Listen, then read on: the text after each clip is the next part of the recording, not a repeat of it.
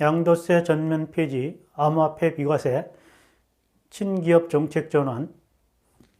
안녕하세요. 일상생활에 꼭 필요한 정보만 선별하여 여러분이 뱉어 넣어드리는 상식 전성실입니다. 오늘은 지난 20대 대통령 선거 승패의 결정적인 요인 중 하나인 부동산 정책이 앞으로 윤석열 대통령 당선인이 어떤 방향으로 끌고 갈지 다들 관심이 많을 텐데요. 때마침 대통령직 인수위원회 부동산 TF가 꾸려졌다는 소식입니다. 그래서 준비했습니다. 앞으로 달라지는 부동산 정책 핵심 이슈를 짚어보겠습니다.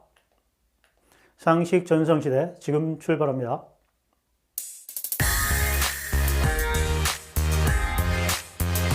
지난 3월 9일에 치러진 제20대 대한민국 대통령 선거 승패의 결정적인 요인 하나를 꼽으라고 하면 뭐니 해도 문재인 정부가 28번 칼질을 했어도 성과를 내지 못한 부동산 정책이라고 할 수 있을 것입니다. 그 중에서도 국민들이 동의하지 못하는 부분은 징벌적 부동산 세금 인상, 그리고 임대차 3법, 재건축 초과이익 환수 등으로 집을 팔 수도 살 수도 없게 만들었는데요. 국민들의 실망감으로 투표에 반영되었을 것으로 전문가들은 보고 있습니다. 이번 20대 대통령직 인수위원회 부동산 TF 팀장으로 내정된 심교원 건국대 부동산학과 교수는 친시장 성향의 학자로서 알려져 있는데요. 평소 문재인 정부의 부동산 규제 대책에 대해 정치인을 능가하는 비판을 해왔었습니다. 앞으로 부동산 정책이 어떻게 바뀔지 예상되는 부분입니다. 심교원 교수는 부동산 시장이 물 흐르듯이 자율적이어야 하고 규제는 최소화되어야 한다는 전형적인 자유시장주의를 표명해 왔습니다. 즉 집값 급등의 원인은 정부의 부동산 규제 강화와 그에 따른 부동산 부족을 원인으로 보고 이를 시장 논리로 해결해야 한다는 것입니다. 2010년대 초반에 전국적으로 부동산이 폭등했었는데요. 이때에도 중장기적인 주택 공급만이 해결 방법이라고 강조하였고 이명박 정부의 보금자리 주택 공급으로 증명되기도 한 사안입니다. 공급 확대 외에 징벌적 과세로 부동산을 잡겠다는 문재인 정부의 반시장적 규제에 대해 심교원 교수는 그동안 강도 높게 비판을 해왔으며 대통령 선거 기간 동안 양도소득세 중과 폐지, 종합부동산세를 폐지에 준하는 수준으로 전면 재조정을 강조해왔습니다. 재건축 초과이익 환수제 역시 현행 현금으로 부담금을 부과하기보다는 건물과 주택 임대 방식으로 기부 체납을 도입하는 것을 방안으로 보고 있습니다. 이런 상황을 볼 때 윤석열 정부의 부동산 정책 우선순위는 부동산 보유세 완화와 임대차 3법을 어떻게 친시장적으로 접근하여 변화를 줄 것인가가 우선 과제로 진행될 것으로 전망됩니다. 지난 23일 주택공시가격과 함께 발표된 부동산 보유세 부담 완화 방안은 1주택자에 대해서만 2021년과 같은 공시가격으로 동결하고 종합부동산세는 소폭 올린다고 발표했는데요. 윤석열 당선인은 그동안 보유세 부담을 2020년 수준으로 낮춘다는 공약을 했었고 집값이 급격히 오르기 시작한 2019년 기준으로 보유세를 부과해야 한다는 주장이었는데 그대로 실천될지 관심이 가는 부분입니다. 공정시장가액 비율은 세금 부과 기준인 과세 표준을 정할 때 공시가격에 곱하는 비율로 올해는 재산세 60%, 종부세 100%가 적용되었는데요.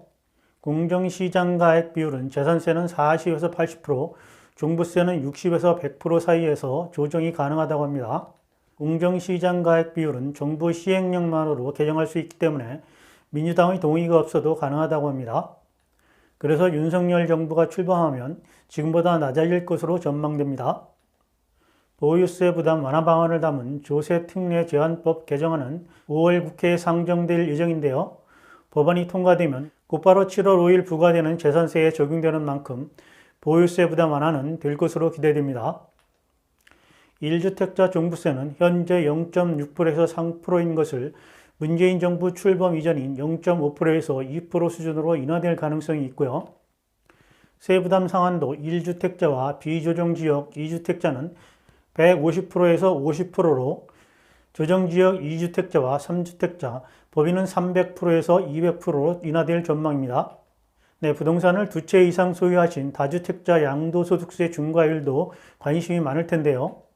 양도세율 중과 적용을 최대 2년간 한시적으로 배제하고 1주택자 취득세율을 1에서 3%로 단일화하고 생애 최초 주택 구입자에 대해서는 취득세를 면제하거나 1% 단일세율을 적용할 것으로 예상돼 관심이 모아지고 있습니다.